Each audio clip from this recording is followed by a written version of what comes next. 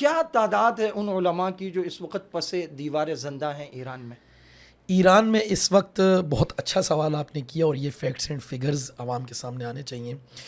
خونی جمعہ جسے کہا جاتا ہے، جو زاہدان میں پاسداران انقلاب نے ڈائریکٹ فائر مارے اور خونی جمعے کے نام سے اسے یاد کیا جاتا ہے، ابھی سال نہیں ہوا اس کو، اس میں 600 لوگ شہید ہوئے ہیں. 600 لوگ شہید. جی. اس کے علاوہ سینکڑوں لوگوں کو پھانسی دی گئی ہے. روزانہ کی بنیاد پہ 3 سے 4 لاشیں ملتی ہیں مسنگ پرسنز کی، مسلمانوں کی، بلوچوں کی، علماء کی، طلباء کی، جنہیں مدارس سے اٹھایا جاتا ہے، مدارس سے گرفتار کیا جاتا ہے. اور راسک کے ایک بہت بڑے عالم ہیں مولانا عبدالغفار نقشبندی صاحب، وہ اس وقت جلا وطن ہیں. ان کے بھائی محمد نقشبندی کو ابھی 2 دن قبل گرفتار کیا گیا ہے، 3 دن قبل.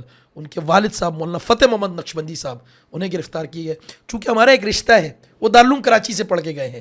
ایرانی طلباء، ایرانی علماء ہمارے مدارس کے فارغ التحصیل ہیں، اور ہمارا ان کے ساتھ ایک کلمے کا رشتہ ہے. یہ اپنے آپ کو اسلامی ملک کہتے ہیں اور یہ علماء کو مار رہے ہیں، طلباء کو مار رہے ہیں، نمازیوں کو مار رہے ہیں. نام نہاد